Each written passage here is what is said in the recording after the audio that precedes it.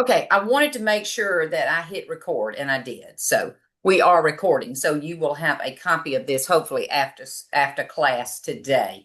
It is my pleasure to be with you. I am Professor Stelgrove. You've heard my voice. You may have uh, seen my picture a few times. It is my pleasure to be with you today, and if you are in class, if you'll turn your cameras on, we'll all get started. I don't know how many classes you've had today. This may be number three. Is it number three? Two? Two and three. God, I hope it's not four. If it's four, you're going to be in the floor. But anyway, maybe this is your last class of the day. Some of you, all of you. Oh, yes. Okay. Well, that's a good position to be in. I am excited about this semester, and thank you for all your work already. Just previewing the course shell and getting ready for today.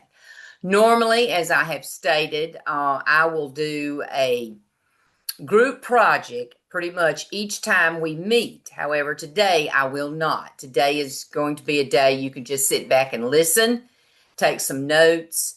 We're going to go through the course. We're going to go through kind of what is required and what you'll be doing. And I'm sure you've already been introduced to anthology at this point. And if you have a love-hate relationship with that anthology, I completely understand. I do as well. I am not proficient with anthology, and I am not really over anthology. That department lies with Dr. Moree. If you've seen her name in email, she will help you probably better than I can. I'll do the best I can when you ask me a question. A lot of times I have to refer to her, but it is a entity into itself. This course does require a what we call observation component or field placement component. In order to get full credit for the course, you have to do some on-site visits in a classroom.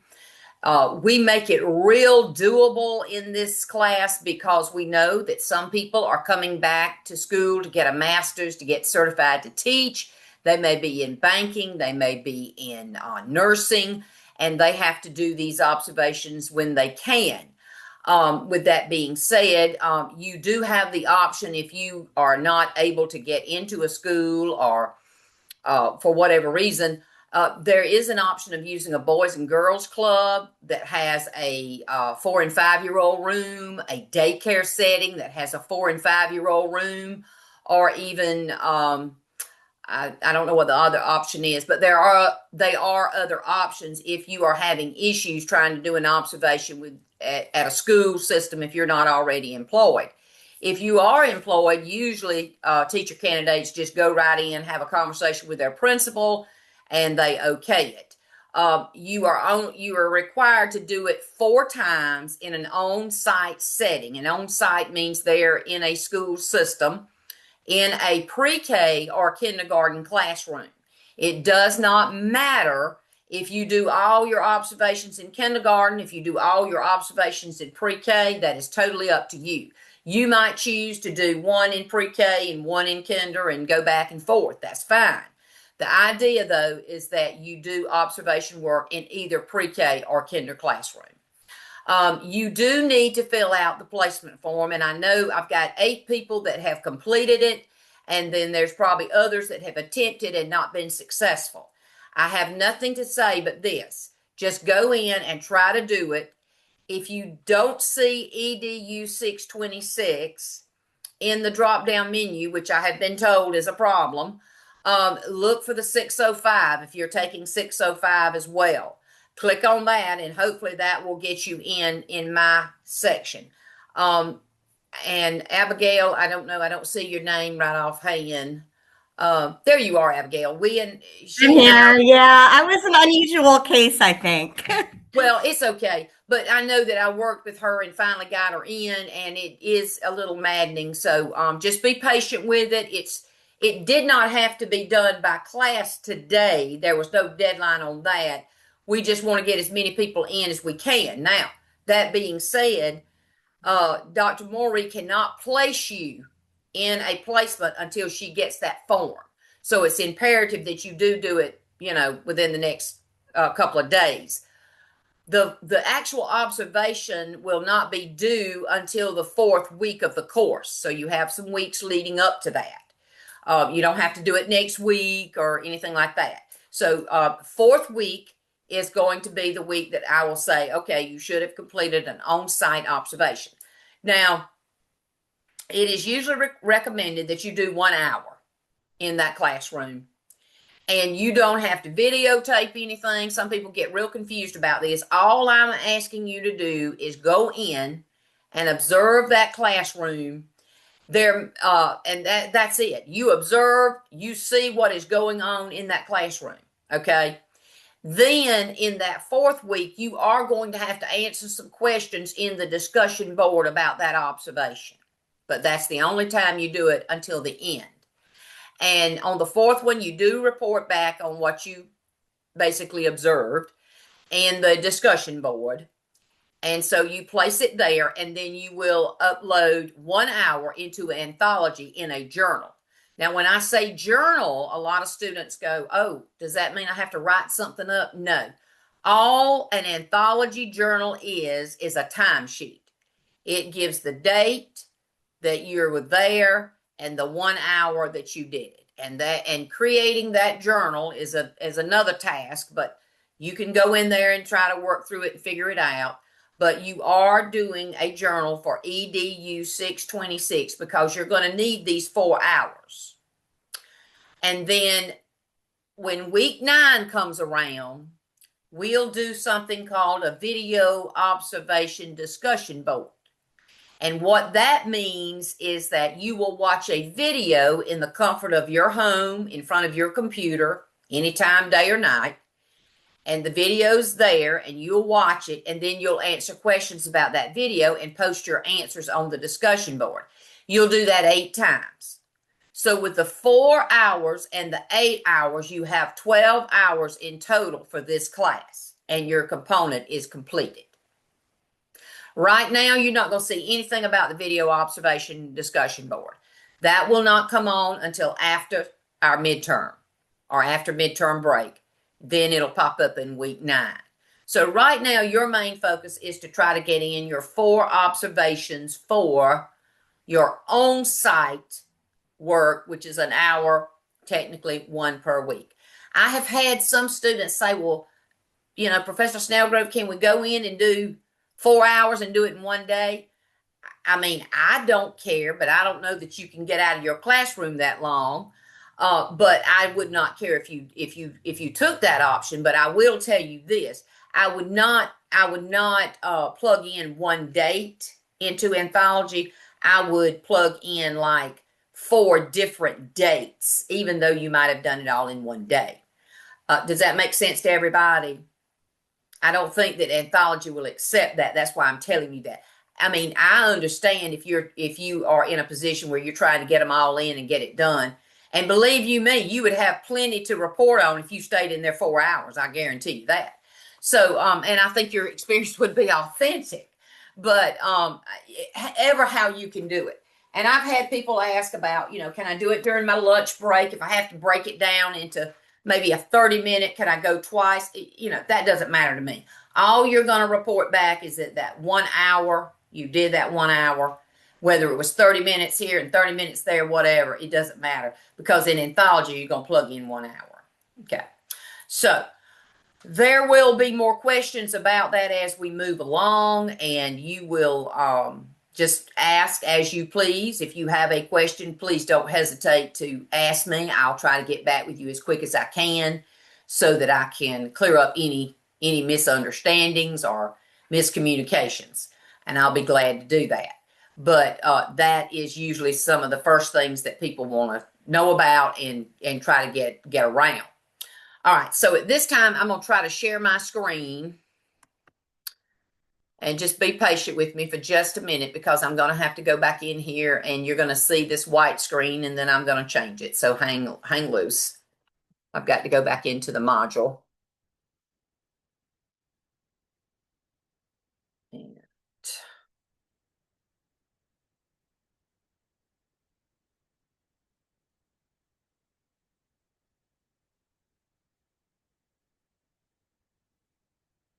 It's just a minute.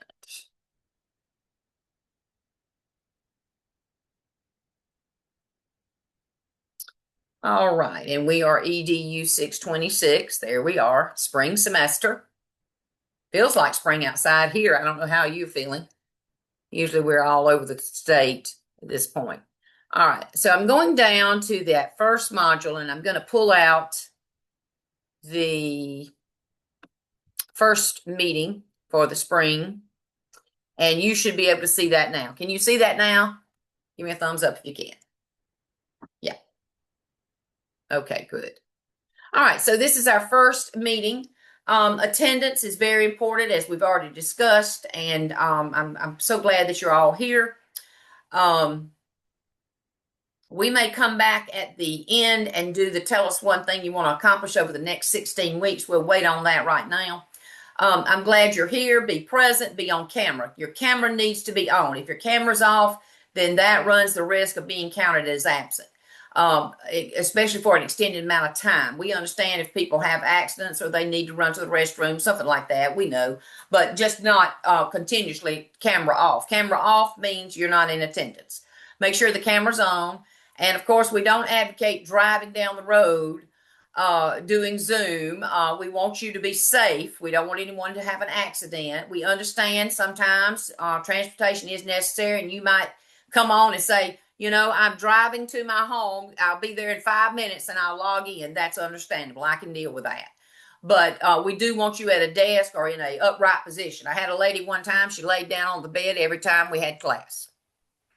I would look out there and I would think that poor woman is going to go to sleep. So we do want you upright. That's why we say that. And we want you in a chair or in a, it doesn't matter what kind of chair it is, just upright and then in front of your screen. And that is meaning you are participating. Well, you all, I think, positively completed the attendance quiz. That is not in my book. It's something that you have to do for me, but that's something you have to do for the registrar, and everyone was 100%. It was fabulous. I was so impressed. There is a discussion board, and it is really primarily for you guys to have access to and to view your fellow colleagues. If there's one thing I can say about working on your master's degree, get to know the people, even in the online environment. These people will become your friends. These will become your people that you reach out to and ask questions to. And they will be some of your lifelong educational partners. Make friends with the people in your cohort. If you don't know each other, then I guarantee you by the time this class is over with, you will. Because I'm going to have you in enough group settings in breakout rooms each week, and you'll be in a different one each time. So by the end of the course, you're going to meet everybody. But I strongly suggest that you get to know the people in the course with you, exchange cell numbers, text each other, talk, communicate, because let me tell you something, learning occurs best between students.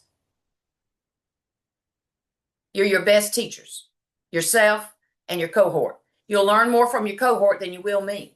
So I encourage that. I very much encourage that, and that's why I put that into my courses. All my courses are the same. I believe that you should have something to do in class that requires you to do something rather than to sit and listen to me flap my jaws, which can get old very quick. There are expectations, professional expectations. You do that on your own. You'll read that, fill that out, and acknowledge that you have completed that. Of course, we've just talked about the anthology link where you go in and you click on the form, whether you're a school employee or you are a non-school employee, and you know which one you are. So just let's try, if we can, to try to wrap that up sometime. I'd say at least by Wednesday of next week. Let's get that done, because Dr. Tessar has to contact every school. Not Tessar, I'm sorry, she remarried. Dr. Moriu. And she has to definitely go in and make these assignments one by one, and she needs your information. There is a word here on the actual agenda. If you have your agenda with you, I encourage you to keep that close by, make notes with it. But Dr. Morey has said that you should have one completed for EDU 626, and you should have one completed for 605. The problem I'm hearing is they're not seeing my name and they're not seeing EDU 626. So I don't know what to say about that. That's out of my hands, but do the best you can, and then I will help you along the way if needed. Okay? All right, I'm just moving down the page. Importance of deadlines. I cannot stress to you the importance of a deadline. You are a grown person. You've been in the world long enough to know that when a deadline has been set, it is mandatory you meet it. There are exceptions to the rule. In every situation, you might have, you might have sickness. You might have serious illness, and I understand that. I will say this, you do need a doctor's excuse. I've had many students say, well, Dr. Snellgrove, I don't go to the doctor when I have a virus. Well, if you want, unfortunately, the way Thomas University's attendance rules are laid out, if you want that extension provided to you, you're going to need a doctor's excuse. And that's up to you whether you get one or not. But if you don't, then it would be considered, unexcused. Well, some people say, well, if I'm excused, you're not going to count me out. No, you're still counted out, but you just have the rights with an excused absence to do any assignments or anything that was done in class you can do. Mainly, you have an extension of assignments. Okay, so that's really what you're shooting for. That's really what you want. I do not change the deadline. I did make a statement, I think, in this class and the other one as well, where that I said that I hurriedly made those deadlines and that if I felt the need to change them, I would. That will depend on how things go throughout the course. And if it is needed, I will certainly do that. But I would make that determination as we go along. And I'm not going to reiterate, but just say over again, your attendance in class is an expectation that is almost required here. We only meet every other Saturday. Okay. That means plan your life around the meetings when we're not meeting. And then you'll be safe. If by chance you have something that you have to attend to and you have to be there and it's not medically or related to any kind of passing of anyone in your family, you do have the right to be out. I mean, it's not like you can't be, because you can. You can be out for any reason that you have, but they want you to be here as much as possible. And I do too. So all of that's laid out in this document. If you need to read that, you can. And also one thing that should be pointed out that you might not know about, and by the way, y'all can see my screen, can't you? Okay, thank you for that. I can see your faces. My last class I had, I couldn't see faces when I shared my screen. It was very frustrating. I don't know why, but I like to look at people when I talk to them. I don't want to, not look at you. But anyway, or I want to see you when I'm talking to you. I guess that's what it is, really boils down to. One thing you need to understand about attendance is on the weeks, and they do call it online. I guess it's online. It's called face-to-face and then online. And the online week means that I'm not meeting with you. That means that Saturday you have free Saturday and we have no class time. We just have to do assignments during that week. And so your attendance depends on those assignments. If you, let's say you missed, let's say we had 4 assignments due by the end of the week, which could possibly be. And then let's say you did 3 of them, you missed 1. That would probably go more towards attendance. But, if you didn't do any of them, you're definitely going to be counted out. And if you did half of them, that's not good either. So you want to do what you need to do to get your attendance in on the online weeks, because it's taken each week of the semester. And sometimes people don't recognize that. The weekly assignments boil down to a Nearpod video. You watch it. It's very easy to watch. You turn around, take a little quiz. It's an open book quiz. It's not a timed quiz. You could literally go back into the Nearpod and look up the answer if you just needed to. So it's very, very low stress. It's not anything other than just trying to get the information to you for that week.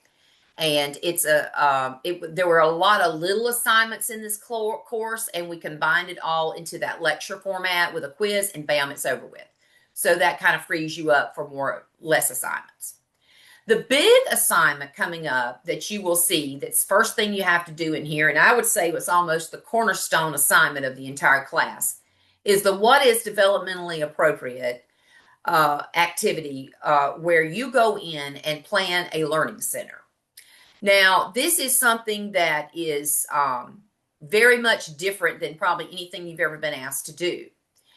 It is not curriculum based per se, like I don't want you to go back to your curriculum and pull out a subject and teach from the curriculum. This is something where you really need to do some brainstorming.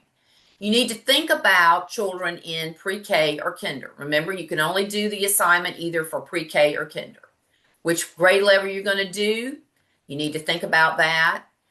You need to think about what you know. You may be from the pre-K and kinder environment. You may already know how kids think in that age group. Then again, you may be through 3 through 5, and you're like, I have no idea what those people do down there. You're going to get a clue when you go see them, observe them. You will. Much will happen when you observe them. So it's according to where you are. You might need to go down, if you're in 3 through 5, and have a conversation with some of your pre-K people in your school system. Some of your kinder people in your school system. Have a conversation. If you teach Sunday school on Sunday to pre-Kers, then that's good enough for me. You have an idea of what they're like. After understanding the child and what you're going to do here, you're going to need to go to the book and look on page 10 at the vignette where this teacher was watching her class in a center format, which does not happen anymore in kindergarten. How many people teach kindergarten right now? Wow. How many people teach pre-K? Okay. So we don't have that many. We have more 3 through 5 people. Well, I taught kindergarten. I'm sorry? Oh, I taught kindergarten for my first 2 years. This is my 3rd year, and I'm first grade this year. So I am accustomed to. You know. Yeah, you know. Great. Thank you. And that's Trista, right? Trista? Yeah. Yeah, you know. So my 3 through 5 people may not have as good an idea as to what goes on. And you may have at some point in your career taught pre-K or kinder. I don't know. But the question here is, you know, if you'll go back and read that page 10, it's a vignette where she describes what happens in her classroom. And if you know anything right now about kindergarten, it is no longer developmentally appropriate. Okay? It's not. It is geared toward a more curriculum-based instruction where children come in, sit at either a table or a desk, and literally are working there all day long. There is no free play. There is no opportunity to go and experiment with a center. That's gone are those days. The housekeeping center has been removed. The sand table is no longer there. The blocks might be there in form of Legos, and they're only taken out at certain times. So it's a different world. Okay, it's a different world. I'm not here to tell you to go back and argue with your principal or your board members. This is the way it is. I'm just merely telling you it is not the way it should be. Kindergarten is a year of exploration, of learning about their environment, of where they are from and where they live and who they are. And this is pretty much ran right over. So you're going to have to think like you would if you were in what I walked into 25, 30 years ago as a kindergarten teacher, where the center time was a very important time of my day. I did small group learning at that time, but I had kids in centers actually playing with manipulatives at a stage where they were very play-based oriented. And that doesn't happen anymore. So this lady had that kind of environment in her classroom, and she was watching a group of students, and they became very interested in creating a board game. And she basically was a facilitator. She wasn't a dictator, she was a facilitator, and she facilitated their learning by helping them only when they needed it. But what they created was a board game that they actually played time and time again. They created every part of it. You go and read it on page 10. And this is what we are looking for. We are looking for an idea that you come up with that is extremely creative, that brings hands-on learning, that has nothing to do with a curriculum-based teaching that goes on in today's classes. And you may say, well, Professor Snellgrove, I really don't get this. This is not teaching them anything. Well, if you will learn anything within the first few weeks of this course, play, the notion of play is the best builder of brain development. And folks, we've got a generation of children out there that have no access to that type of stimulation. Thank God they have not messed with pre-K. Because if you go into a pre-K setting in the state of Georgia, you will see play-based learning. And just because I use the term play-based learning, that does not mean it is all just hoops and loops and happiness. They are learning, and it is standard-based. You can teach through play using standards with these children, but that's another whole topic. So, I encourage you to read the vignette, read over the direction page, and then go, and there's also I think a frequently asked question page. You need to read that too about this assignment. And then there are 2 sample narrative papers you need to read through. And then I have a Nearpod video that I have prepared that you can watch that takes you step by step. So I hope you'll take part of those support nets that will help you be successful in the course and in this particular assignment, because they're there for you as you move through it. And so that is all there. And what will happen is when you write the paper, you'll write the paper for me. That'll be the narrative paper. You'll turn that in. But then you'll also do a media presentation. And due to the fact that we have a large class, you will not present in class. You will simply prepare a media presentation where you do a voiceover, and then you will actually post that to the discussion board in week 4. So you don't have a lot of time. It's week 4 when that is due. So you might want to start reviewing that assignment in all the different things that are left there to help you along. And that is there. We've already talked about the observation component for EDU 626, as you see on your page. You need to get familiar with terms so you know what I'm talking about.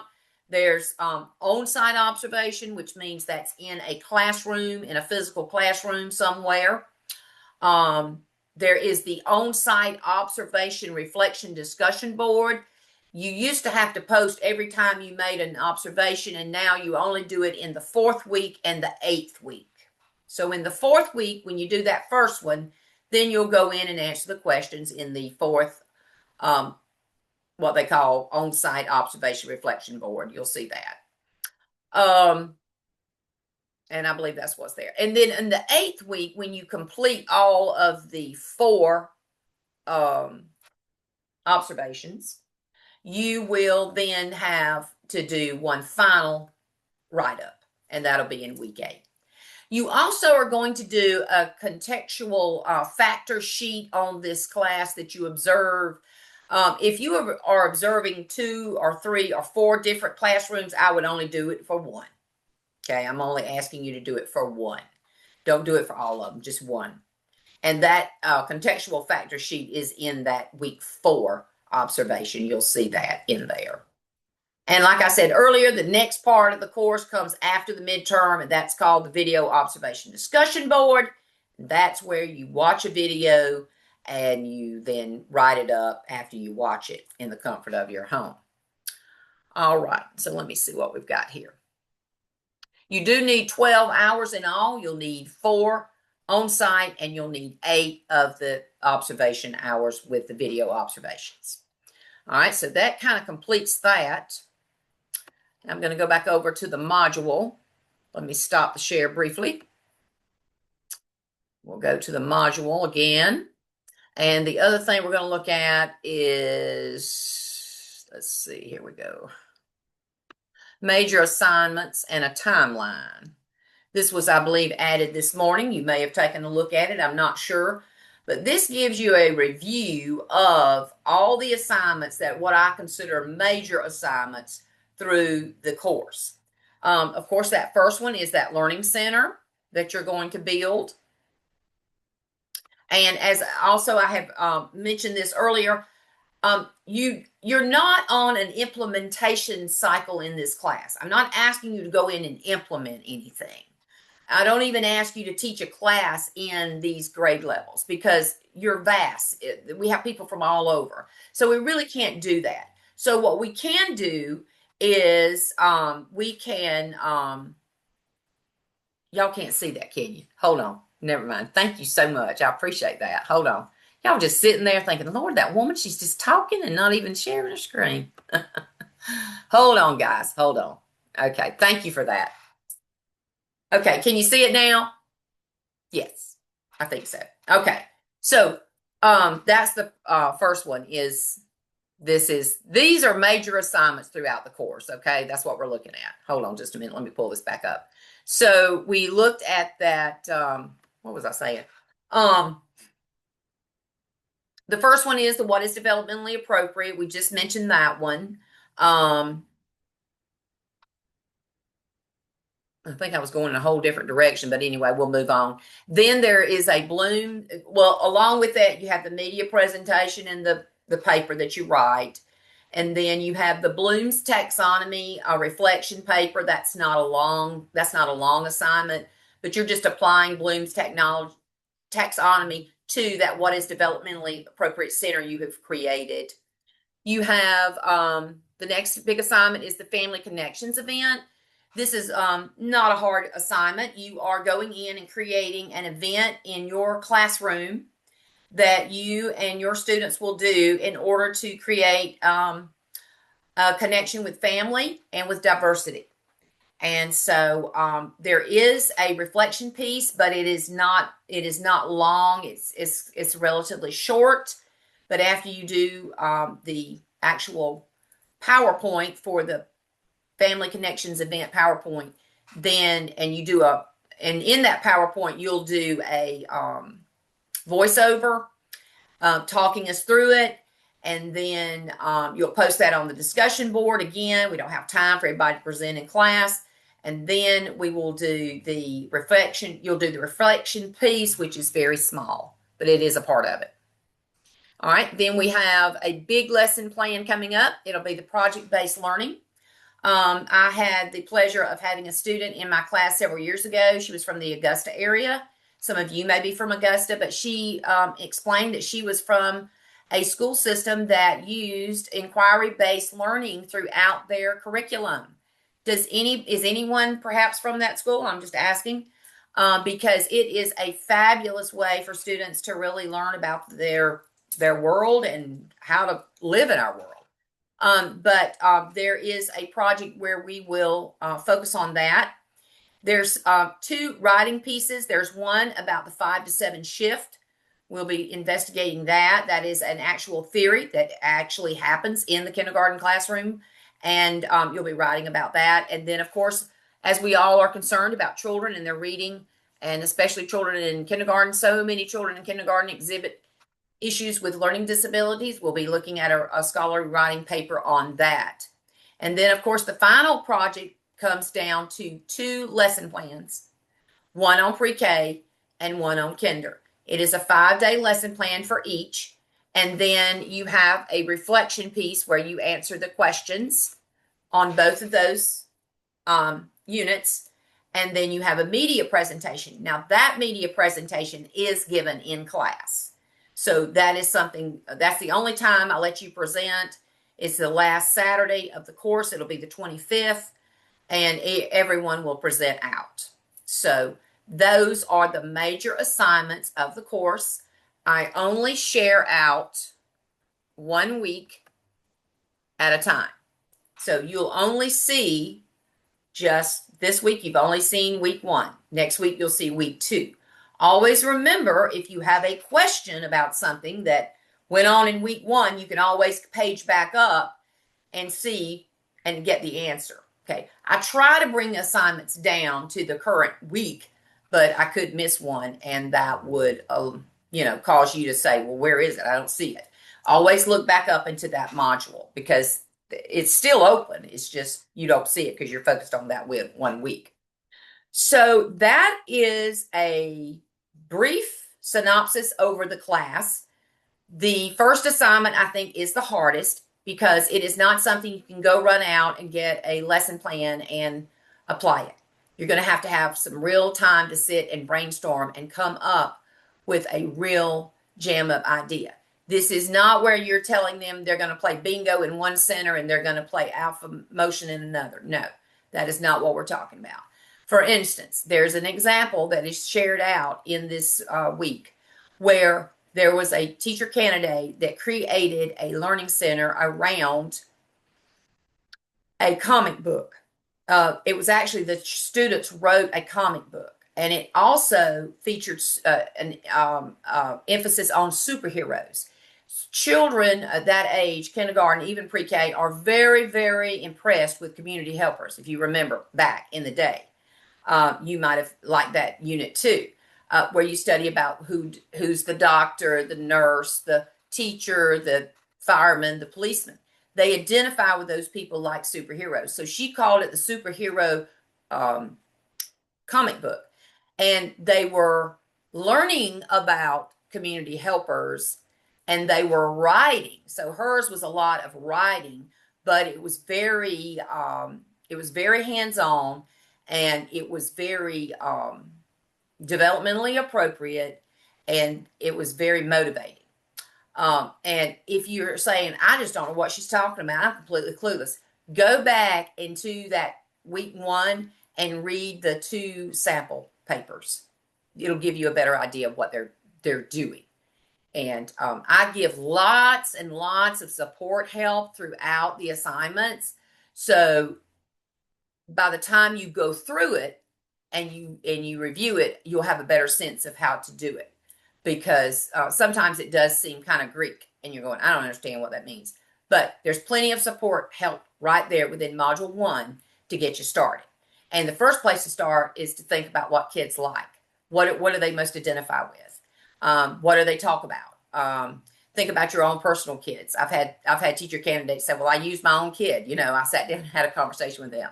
So those are good places to start when you are trying to come up with a idea. Brainstorming is the hardest part of the process.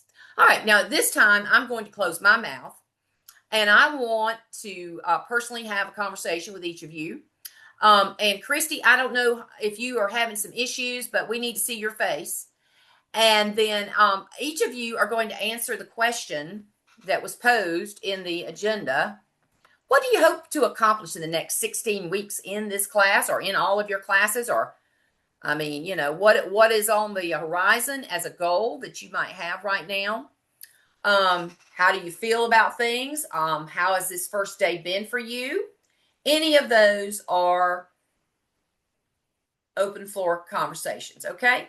All right, so Sierra, you're at the top of the Hollywood Squares today, so I'm going to call on you first. Hi. So I would say I would like to, within the next 16 weeks, learn more about, I want to say maybe classroom management. I feel like that starts in kindergarten. It starts with the basics. It starts with creating that routine and sticking to it. Because all the time when I see my kindergarten teachers in the hallway, my son's in kindergarten. So Okay. all the time when I see the kindergarten teachers, there's so much structure and routine for them. And I think that's something that I would like to observe within the classroom. That way my lessons can flow better because everybody's doing what they're supposed to do. Do you currently teach kindergarten? No, I teach 5th grade. So I know I would have to observe them for the observations for this course. Okay. So you teach third grade? 5th. 5th. Wow. 5th. Wow. Yeah. Well, that is amazing. Yes, you will. You'll observe and you'll see. But yeah, that's a very good point. Classroom management is so important. The best thing that I ever learned about classroom management was something that I learned very later in my teaching career. But I I don't really recall where it came from, but the buzzword was rituals and routines. How many of you have heard that? Rituals and routines. And once I learned that if you will teach children the rituals of your classroom, if you will teach children the routines of your classroom, and when I say teach, because my kids had to get up from table and they had to move from table A to table B to table C to table D, and they had to do it in an orderly manner. And I had to ring a bell, and they had to know to stand up, push the chair under, they had to know to get in line, and they had to know how to move to the next table. Okay, the only way to teach that is to model it and to literally have them practice it, just like they were in a play. Yeah. And when I learned that if I did that with my kids, I had them in the palm of my hand. If you want your kids to do it, and you want them to do it a certain way, they got to know what the way is, they've got to see the plan, and they've got to do it themselves for them to be successful. Okay. So important. But you're right. Classroom management. If you don't have classroom management, you have nothing. All right. Okay, I cannot say your first name. Tell me how to say it. Golden. Lastacia. Lastacia. Okay, thank you for that. Go ahead. So this is my first year teaching kindergarten. I come from second grade, so this is a big change for me. So I was so excited about coming to this class because I want to gain like more knowledge on how to effectively teach those 5-year-olds, because my mind is still second grade.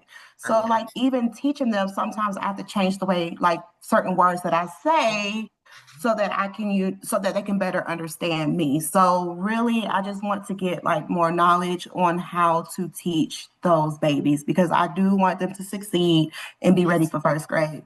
Yes. And in a way, though, that'll be great, though, that you're using that big language with them. They'll be even brighter because of it. But I do know what you're talking about, because in the beginning, kindergartners are a blank slate. And it's just like in the beginning of pre-K, it's a blank slate. So, I understand, and hopefully this will enlighten you in some ways and help you and others. And I hope so. And thank you so much for that. Elizabeth? You're welcome. Hello. Hello. Yes, I hope to, as a second year teacher, so I'm new. I started out and subbed for about 5 years. And last school year was my first year as a teacher of record. And so this is my second. And I experienced as a supply and a sub, the lower grades, but as a teacher, 4th and 5th is all I know. That's right. Right. Well, so you will gain a lot of this from this course, because the one thing that I find that teacher candidates gain is they gain more of an understanding of why these students are the way they are. Not to put blame on pre-K and kinder, but I'm just saying you get a real sense of, okay, it didn't just start there. Yeah. It starts in the beginning. Awesome. So you will. And I mean, I'm just when Sierra made the point of class management, it's like it clicked. It makes so much more sense. And when you gave the response to model, even at 4th and 5th grade, even then need it to be modeled to understand. So that right there, day one, I'm already benefiting from this class. Yes, I can't preach that enough. I love that, but I'm a kind of a well, I have to see it, I have to eat it, I have to swallow it, I have to just really immerse myself in it in order to understand it. Okay, that's who I am. I'm a very concrete learner. I know I am. I taught kindergarten for 30 years. I know exactly how concrete I have to be. I'm probably more concrete than any of your other professors. You won't have one like me, but that's okay. I'm here for a reason. And I enjoy that, but I do believe that that's why I go overboard trying to get my point across, because I know that in order for someone to know what to do, you've got to model it in every sense of the word. So important, no matter where you are. All right, and Deshanta, is that right, or Shanta? Can you say your name? Deshanta. Hello. Hello. Share with us anything. It doesn't matter. All right. So this is my second year, so still kind of new to me. So I really don't have a specific goal. I just would like to gain knowledge just from just every aspect of teaching, just gain that knowledge. What grade level are you in right now?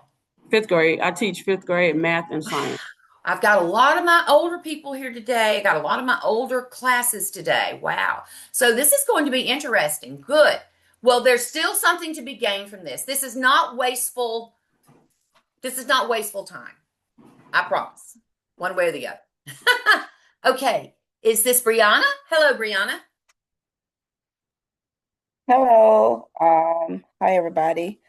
So I have been teaching pre-K and kindergarten is actually the foundation of what I love it. But I have taught 4th grade, 2nd grade, and Georgia pre-K. I think no, that's my other class. I'm getting everything confused. But I love pre-K and kindergarten. So basically, I expect to just basically deepen my understanding and just be more effective and efficient in the curriculum. Yes. And then just in my instructional practice. So yes, I Now, don't. what grade do you teach currently? I teach gifted 1st graders. Wow. So I don't plan on being in the classroom long, but like I said, this will help me wherever I go in the near future. Sure. Yeah. And I think it's to so help important. others as well. Yes. Because What now? I'm very passionate to help others as well. I'm very passionate when it comes to the kids and just ensuring that they're on the right path and everything. I love them. Yes. That's why you're here. You wouldn't be here if you didn't. Starla, did I say it right? Starla? Hello, yes, Starla. Hey. Tell us what you know. Okay, well, I'm not currently in a classroom. I actually have a political science degree with legal assistant studies, so I'm coming back to teach. But I have had the opportunity to sub in pre-K classes, in kindergarten classes in the public school, and then also I've helped with Head Start in the pre-K classes. But I can say that the time management plays a role even when subbing, because if that's not there, then there's no learning going on. That's right. They're just checked out. Yes. And as a sub, that is such an important job. So many people kind of throw off on that. But let me tell you something, sub's very important because they're going to keep that day going. And you are very valuable to your school system if you're a sub. I mean that wholeheartedly. And you are one of our what we call non-employees, but that doesn't mean anything different because you're going to be in the classroom very soon. And this, I hope, will carry with you. I really do. Mm-hmm. Do you have any idea what grade you might like to teach? I'm kind of leaning towards probably teaching around like 4th grade. Okay, good. We need those good, strong 4th and 5th grade teachers. All right, Marilyn. I believe that's Marilyn. Come on in and talk to us. Hi, I'm currently teaching kindergarten. This is my 2nd year. I'm learning every day, different things. My main concern is it's not that I don't have classroom management. I have classroom management, but the children today's children is totally different. Yes. And even if you have classroom management, when you got 5 children, 5 or 6 or 7 children in the classroom with behavior issues, if you have to stop every 5 minutes to redirect, that's all I hear, redirect. We can redirect all day long, but I'm just trying to get understanding what else strategies can I use for that when you got 7 children off the top right there interrupting the classroom. Okay, everybody, I want y'all to write Marilyn Crumley on your prayer list now. She is going to need divine intervention because I have been where she is. I'm not being funny when I say this, and I mean this with my whole heart. There's nothing more upsetting than a child in a classroom having an emotional breakdown or having a fit or tantrum to upset a teacher. I don't care who you are. If you tell me it does not upset you, you are not human. It does upset the teacher. It upsets the teacher as much as it upsets the other students in the classroom. But my point is this. I had 3 years of horrid classroom situations as Marilyn has described here today. One of the worst situations I was in is that relief did not come until April. I had the student until, he started with me in August, and in April, I finally got to the point where we had him tested. And I had worked with this parent all that year, and she had basically admitted to me she felt like there were some issues. We definitely felt like he was autistic. He was, and he was tested, and we sat in that room. I'll never forget it. And when the results came out, they asked her as a parent, do you see any of this in your home setting? And she looked at us at that table and she said, I have not seen any of this. I don't know what you're talking about. My son has not exhibited these qualities. And at that point, every mouth in the rooms dropped to the floor. And I looked at the lady that was the special ed director and I said, what are our next steps? She says, there are none. This is over and done. Next year, he will be on the RTI list, and you will complete the year with him as is. That was just 1 year. I had 3 horrible years. The year that I had this particular student, there were 7 more in there, just about like what she's describing. On the second day of school, I went to my assistant principal and I looked at her in the eye and I said, I need help. She said, what kind of help? I said, no, you don't understand. I need somebody in my room in the morning because I've got something here that I've never had to deal with before. They were children that were so out of control, they reacted to what each child did. There was a reaction. And so they put the behavior specialist in there. And when we met after school that day, I said, Laurie, what do I do? She says, well, the first thing we need to do is we need to pan those children out and get them all out of that room. What I mean is we need to put 2 over here and 1 over here and 3 over here and just expand them into other classrooms. I said, well, do you think that the principal will do that? She said, I don't know, but that's my first recommendation. And of course, I was sadly met with the news the next day. I asked Laurie, I said, is she okay? And she said, no, they had to stay in your room. Mm-hmm. And I had to deal with it. And I dealt with her. I was in her office every day. Well, and my principal, she did tell me this when she came in and observed my classroom. She did tell me, she said, you got high tolerance to deal with it. She said, because most teachers would have been on walked out by now. That's right. That's right. And listen, that'll go a long way in keeping a job. I mean, they're not going to get rid of you, honey. And you know, and just hang in there. And I'll tell you another thing I did, and this is not anything really to do with education, but I taught school from 7 o'clock when I got there till 3:30 when I left. Usually about a little later than that. But I left it at that school. I left it at that school. You better learn how to do that too, because if you don't, you will go insane. But yes. This is another thing I want to bring out, Marilyn, before I move on, and that is this. We do a whole unit on social and emotional learning in this course because of this same fact. When you hear the sounds that are coming out of the kindergarten building, you can just walk down the hall and it sounds like alarms are going off. Kids are screaming, hollering, carrying on. It happens in pre-K, it happens in kinder.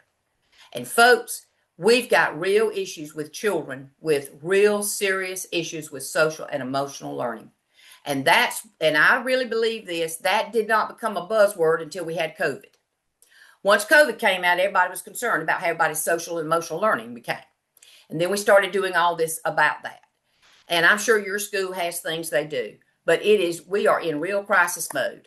And it is a very big factor for those that teach pre-K and those that teach kinder. Thank you for bringing that out. All right, Kendra.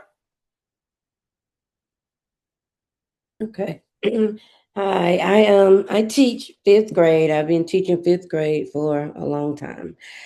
And my 5th graders, I just have to keep them engaged. I teach science, so we do a lot of hands-on learning and a lot of cooperative learning activities. So being able to go and observe a kindergarten class is going to be interesting. Yes, yes. I'm looking forward to it. But I do, like you just pointed out, I do hear them crying because sometimes they have early morning duty. Yes. And even now, January, they're still coming in crying, saying they want their mama, they want to go home, and they don't want to be there. So it's tough. It's tough. It is. We used to call it I used to call the first 9 weeks of kindergarten baby boot camp. because that's what it is. You're dealing with little 5-year-olds, people. You're not dealing with, a 12-year-old. You're dealing with a 5-year-old. His whole world is what he's just left, and you're it now. So it's tough. It is. Thank you so much, Kendra. All right, Kenya. Hi, classmates. I think what I would like to take out of this class, I am currently a second grade teacher. So when I saw the course, I was like, I don't need this. But actually, well, not like that, but actually when I thought about it, I'm just like, this would be great because it'll help me be a more effective and flexible, well-rounded teacher, because I do have some second graders in my classroom right now who are actually reading on a kindergarten level. There you go. So I will be able to use the strategies from the kindergarten classroom or setting to kind of take back to my classroom and implement in my classroom. So I'm excited to be here, and I'm excited to. I love that, Kendra. I do. Is it Kenya? It's Kenya. I love that. I love that you've already thought of that, because it's very true. We all have children in our classroom that are not on grade level, and we got to look around. Yes. Okay, Irish, yeah. I think you were in a class I taught last summer. Did you have me last summer? Yes, I was in social studies. Good. Welcome back. I did, for social studies. Yes. So I was happy to see you again. Yes. So I teach second grade as well, like Kenya. And so I also was excited to observe kinder or pre-K, because I want to know the opposite, like sometimes how what happens before they get to me. That's so right. A lot of students, like Kenya says, are not on grade level, or they haven't been pulled for accommodations or extra services.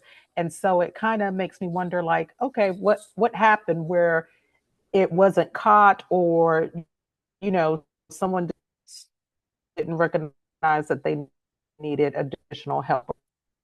Yes, that they were struggling. So I'm very interested to very good. Go into those grades and see how they operate. That's right. Yes, because we all know at some point, you look back and you say, where was the ball dropped? Like in terms of, I think of that magic word RTI, and in kindergarten, we had to RTI our students. However, pre-K was not required to do that. And therefore, it just manifested onto kindergarten, because we had kids in there that really had some serious issues, but no one had paid any attention to them. And I don't know if that's ongoing now or not, but I know that was really an issue for us. So I get exactly what you're saying. All right, Christy, did I say it right, Christy? Good. Share with us.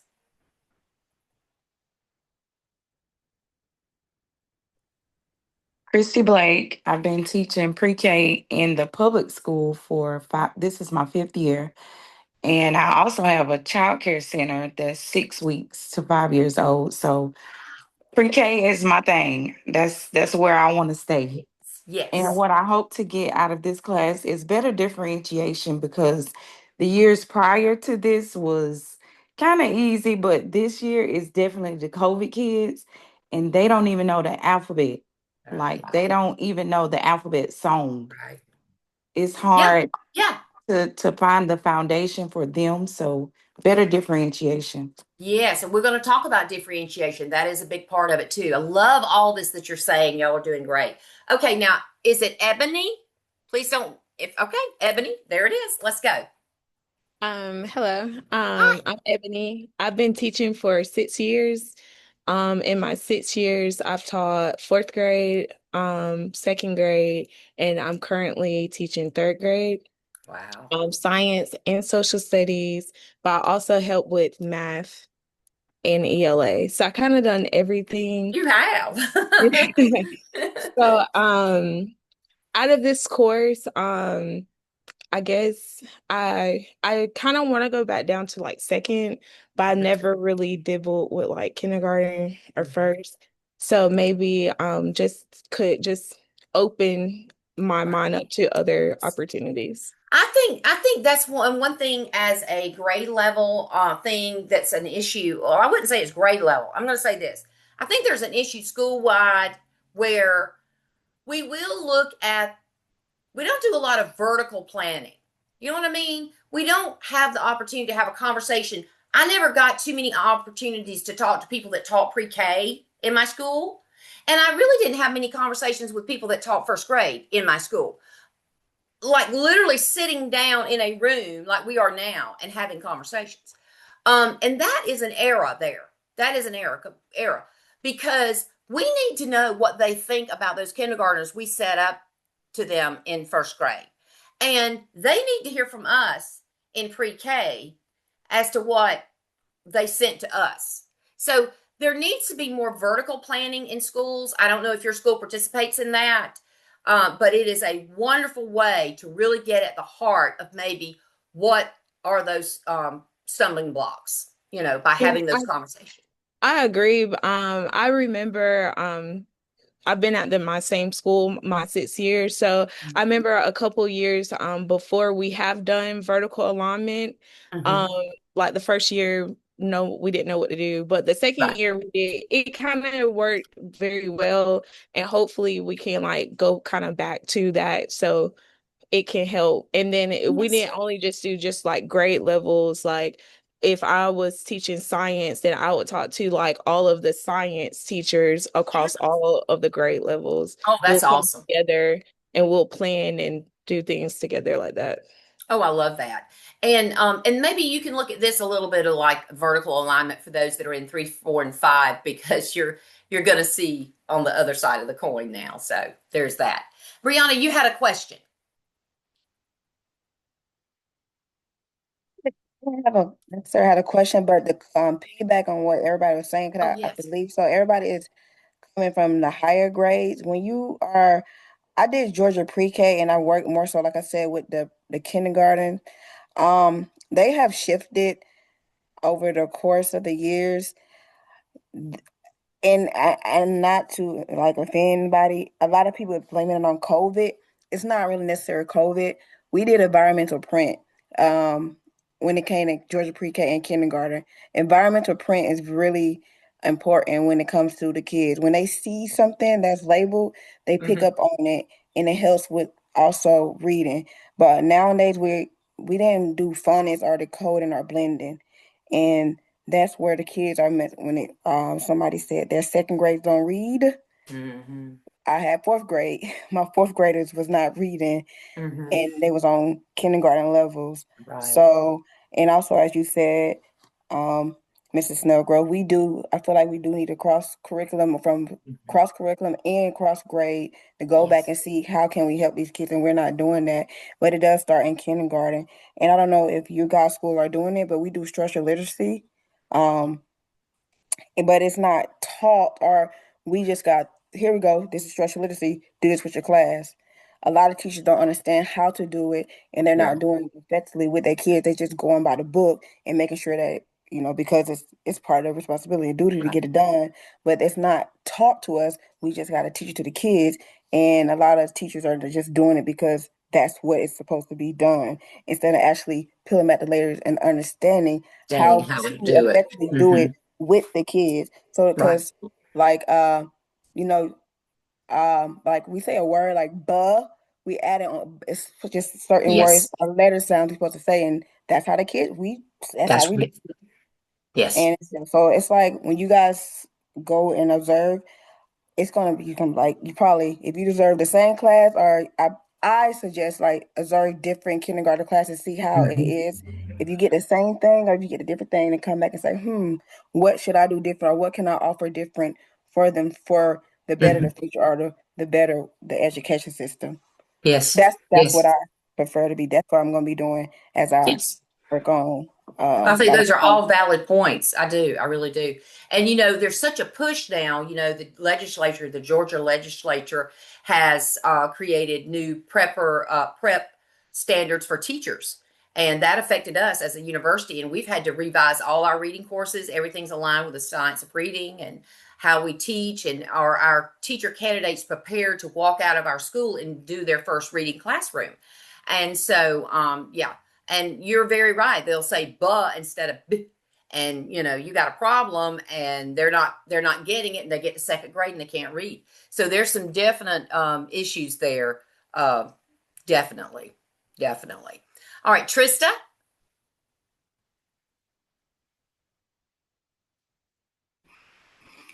Hello, you guys. I'm Trista. Well, I've been teaching. I've actually been in the school system for 12 years. This is my third year of a on the record teacher. My first 2 years, I taught kindergarten. There you go. This is my very first year teaching first grade. In kindergarten, it was different compared to where I am now with first grade. I really enjoyed kindergarten. If I could have stayed, I would have, by all means. I promise you, but it wasn't my choice to move. That's right. It usually never is. Right. So within this course, well, before I get there, I'm first grade now, first year, first grade. This was brand new for me because this is a brand new curriculum that we're doing. And it's like, oh my goodness, I'm thrown in first grade. Now I'm first grade reading teacher. And some of the students that I had in kindergarten, I now have in first grade. So that was a plus for me because it was almost as if when it comes to structure and routines, those students were accustomed to how my classroom was necessarily managed and how things went within that class. But with first grade now, it's semi-departmentalized. Okay, so therefore I have to switch classes. So my first class is fine. My second class, I have students that have IEPs, they have behavior issues, and it's like 19 kids in that class, and 11 or 12 out of the 19 are students with those issues. And it's hard for them to stay focused.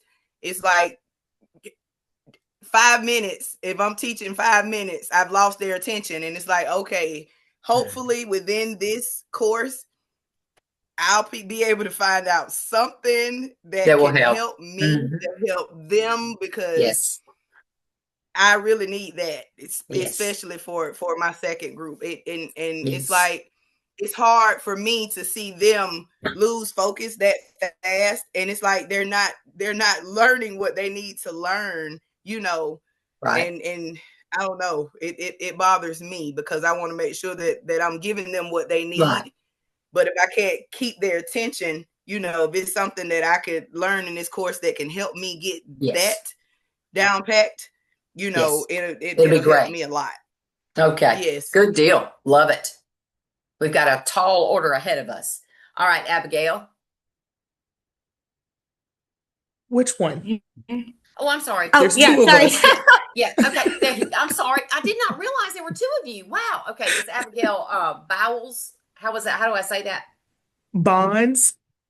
Okay. Yes. Good deal. So hi, everybody. Hi. This is my 13th year in education. The past 10 years, I have taught grades K through 8.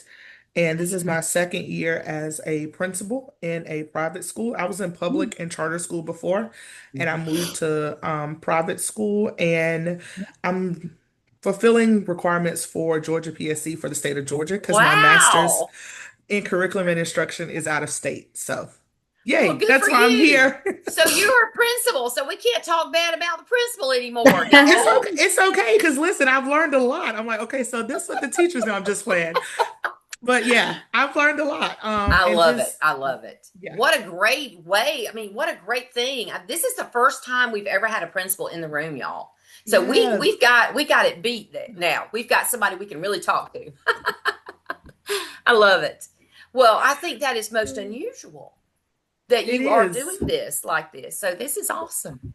It is, because Georgia said they won't renew. They won't honor it because you were out of state. Yeah. Correct. Yep. So I have to go back and do some courses. Okay. Yeah. Well, lovely, lovely. And I love that you're from a private school, because that's a whole different set of deals when you look at public and private. And I'm glad to have you aboard. Thank you so much for sharing that. Thank you. All Thank right. you. Now, Miss Smith, I am not going to say your first name. I'm going to make you say it to me.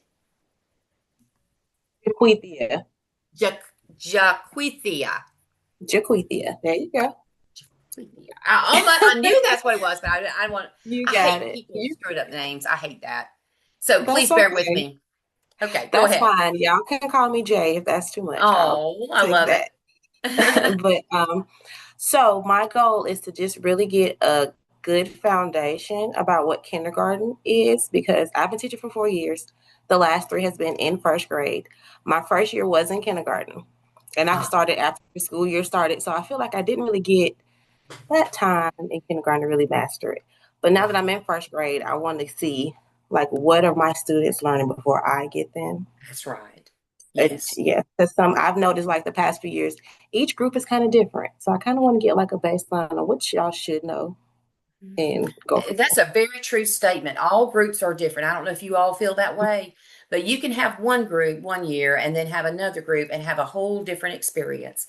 It is amazing how those children can come together and be so opposite.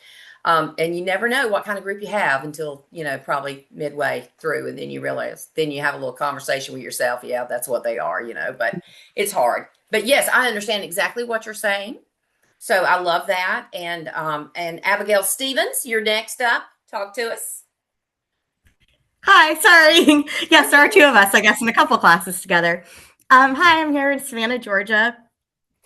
Very similarly, like a lot of folks, I also am teaching first grade currently. I am a long-term sub. I think you just clicked on the mute.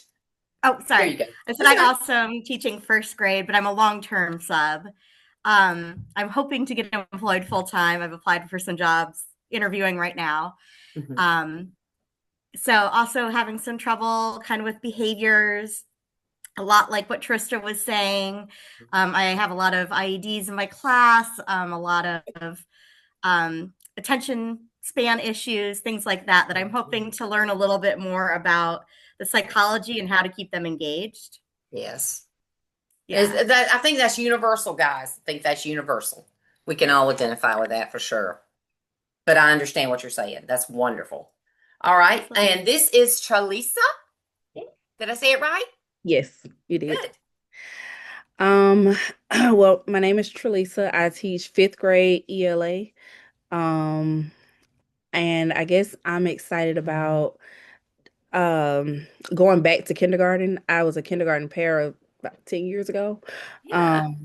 And I find myself pulling in a lot of those strategies from then with my 5th graders now. And I'll just be like, okay, so, a long time ago, we called it this when you were in kindergarten. We'll just go in a whole kindergarten, mode for about 3 minutes just to make it click to them. And they're like, oh, yeah, I do remember that. So I'm trying to get them to see, like, no, you've been learning this for a long time. Every now and then I'll make them come down to my feet. You know what? Y'all just come down to the floor because we're not getting it. So I'm excited about picking up a few more kindergarten instructional strategies that I can keep in my arsenal. I love that. That is so beautiful. Listen, I had a lot of people ask me through the years after I retired, they would say, well, how do you go from kindergarten to college level, master level? I said, it's really easy. I said, everybody's a kindergartner at heart.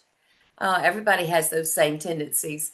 And they would laugh, but yeah. And so I didn't have any problem at all. I mean, it is what it is, and you can apply it all to. And when I talk about in this course, you're going to hear me say it till I'm sick. You're sick with it, but what is developmentally appropriate is something that every one of you should be asking yourself every day in your classroom. Am I asking them to do something that is developmentally appropriate for them in their age level? And so many times, I'm going to be really fair and honest here. So many times I think it's not developmentally appropriate. It's not in their era. It's not in their age group. Something is amiss. I just believe that. And I don't know, I think that needs further evaluation, but it is something that we need to all be concerned about, even if we're teaching fifth grade. If we, just like you said, sometimes I have to bring them to my feet. Sometimes I have to bring them down here to the floor and sit them down right in front of me because I know they're not getting it. That's a beautiful way to say that. And you can do that in any grade level. One thing I do remember, I do believe that kindergarten is the way you teach children in kindergarten is you have to do it explicitly in a small group setting. If you have a day of kindergarten where you're in whole group all day long, you have failed. The only time children truly capture and can really take home what you've taught them is when you're face to face with them in that small group setting. It will make the most dramatic difference in your day when you sit down one-on-one with those kids and teach them in a group of 5 and a group of 6. It's amazing what can happen. It's amazing what they pick up just by that effort of doing that. And I always say that the meat and potatoes of kindergarten is small group learning. The meat and potatoes of pre-K is small group learning. And I will say this, it has been known as we have had walkthroughs in our school system, many of the statements that were made in 3, 4, and 5 was, why can't we see them in more small groups? Why can't they have a paraprofessional to help them in their classrooms? It would be more effective. It certainly would. I don't care how old they are. You know as well as I do, it's much more impactful if you're sitting across from somebody and they're teaching you something than it is when you're just standing up there doing whatever. It's the same principle I apply to this class. I could sit here all day long and talk to you till you were blue in the face and God, shut her up. But if I put you in a small group where you're within 5 and 6 of you in there at a time and you're all in there together, you will be fully engaged and learning the entire time. There is a difference. And if you don't make that opportunity for your students, they're not going to get it. I'm sorry. Now I've preached enough. All right, Christy Blake, would you like to share out? She's having some problems, and so she was using her iPhone. So I don't know if she can do that or not. Well, I'm Christy. Yay! Oh, you I already are. spoke. Okay, well, I'm sorry. I'm sorry. I was looking at that name. That's all I was focused on. I didn't want to leave someone out. Gotcha, Christy. I'm sorry, honey. Okay. All right. Well, what a great group we have to work with this semester. I am pumped up. I am ready to go. I'm so excited. And I just couldn't be more thrilled. Thank you so much for being so willing to share out on the first day of class. I know that's not always easy. You'll see that I'm an open book, so you won't have any problem sharing with me throughout the semester. We do have a principal in the room, but she's going to be okay with it. And so you can say what you need to say, and don't be afraid of her now. She's a principal, but she's not going to go. You don't work for her. Let's look at it like that, okay? You're not working for her, so it's okay. And I'm just thrilled to death to meet each of you and to have an opportunity to talk with you today. If you don't know this by now, I am passionate about this job. I love what I do. And if I can do anything to help you, to inspire you, to make things clearer, you just let me know, because I'm all about it. And this has been exciting for me. I apologize if we've gone over. I don't know what time it is. It's 1:57. So we haven't actually gone over time. Good, because we are out at 2:15, and I'm going to let you go. I know you've had a long day. I look forward to seeing you on January the 24th. You'll be hearing from me probably sometime tomorrow. I'll do a video. Is there anything that we need to cover before we leave? Is there any question you'd like to ask? Please do so now. I have a question. Maybe I missed it, but when we do our observation hours, is there a form that we fill out? Okay, the observation hours, the hours will go in anthology. There is a let me see if I can do this right quick like this. Let me show you this quickly. Okay, here is the module on your screen, and I'm going to page down to this area here. This says prior to class starting, If you haven't done it, you're not behind. You know there's no due date on there right now, so you're good. But what you're going to need to go in here and do is fill out this placement form. This will literally take you into your anthology login. And from there, you're going to fill out a form that's going to tell Dr. Moree where you will be doing your observations at. And then at that point, you're going to come back into this very place and you will set up a journal where you will put your hours in for your observations. And we'll get into that later. Right now, we just want you to fill out this form for us so she can place you in your place of observation. Does everybody see that? Everybody see what I'm, is that, yes. Another one, because I realized that I didn't change the class because I had to do one for 605. And so you will see another one for me. That's fine. Clicked the other one, but I went back and did 626 for you. So I have two, but it says it's 605. fine. I think, Brianna, don't you have a check in the grade book? Because I think I checked I yours. do, but I went back and did make sure on the form that it said 626.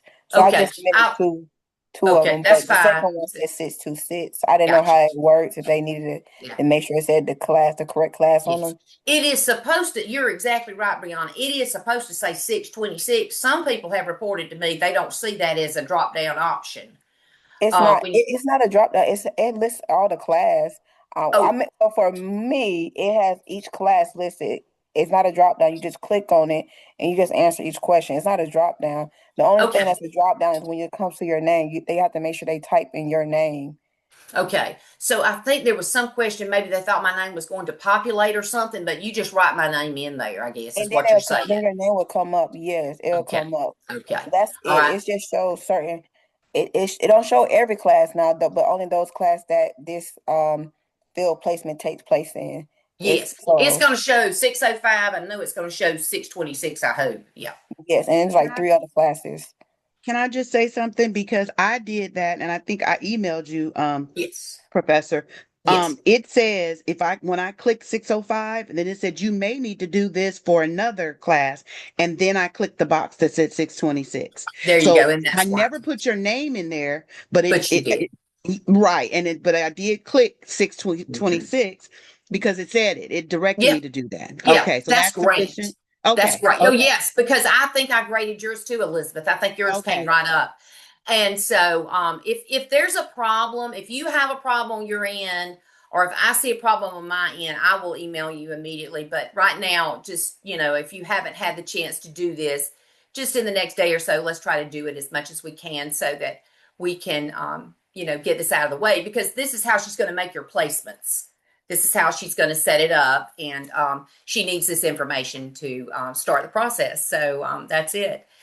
Thank you again, guys. I won't keep you any longer, and I hope you have a great rest of your day. One more question. You. So for the non-school placement, she's going to place them, but for us that are teachers, we're just going to do it at our school, correct? Yes.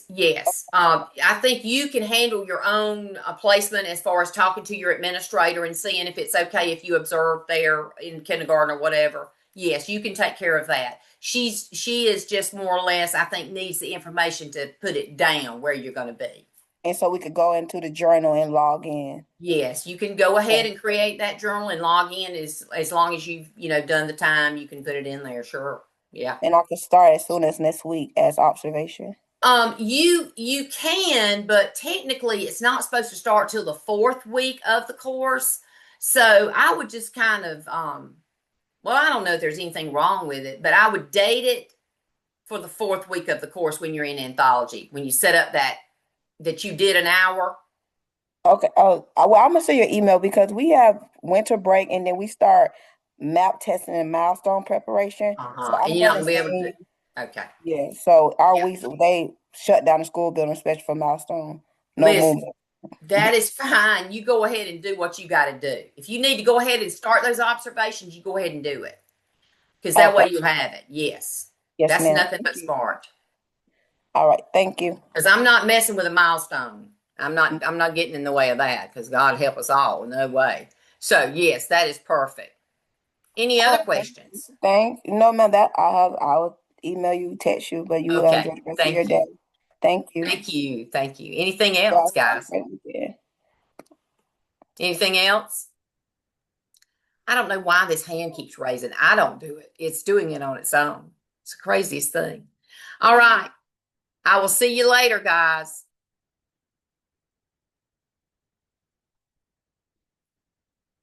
This thing's not doing. There you go.